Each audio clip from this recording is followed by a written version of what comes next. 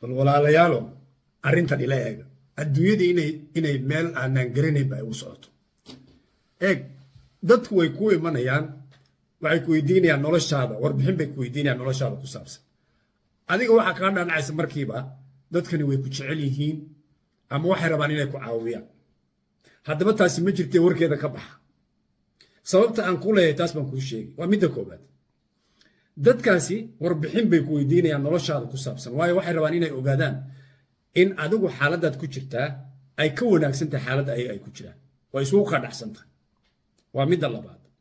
warbixintii ay ku weydiiyeen ee kaa heleen ee noloshaada ku saabsanayd ayay waxay isku dayayaan inay adiga kugu kontroolaan waa midda saddexaad waxay isku dayayaan warbixintii ay kaa heleen inay ku jaawareeriyaan adiga oo ay buuq iyo qaylo kugu furaan si wixii aad doonaysay qorshihii aad wadatay uu kaaga kala daato waa midda afraad jidkii aad ku socotay ee wanaagsanaa ee noloshaada ku dhisaysay waxay isku dayayaan inay kaa leexiyaan kuna istaajiyaan halkaa kugu istaajiyaan sidii aad meeshii aad doonaysay aad u socotay inaadan gaadhinba midda ugu dambaysa iga yaabis waxa weeyaan adigii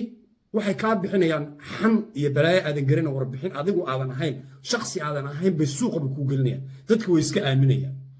aakhirkii marka maxaa imanaysa markay waxaas oo dhan suuqa kuu geliyaan inayba kaaba takhallusaan baa helayaan oo naftaada mataqaanaa ay ku dhaafiyaan talooyinkaygu way iska cadaadiyeen waxaan ku yidhi walaashay walaalkayo hor doqon ha noqonin yaa lagaa faa'iidaysanin noloshaada waxa ku saabsan guntiga ku xidha adigu hayso ilaahay baad leedahay ilaahay tawakkal wax kaa xumaanaya ma jiro albaabka gurigaaga markaad ka baxdo ilaahay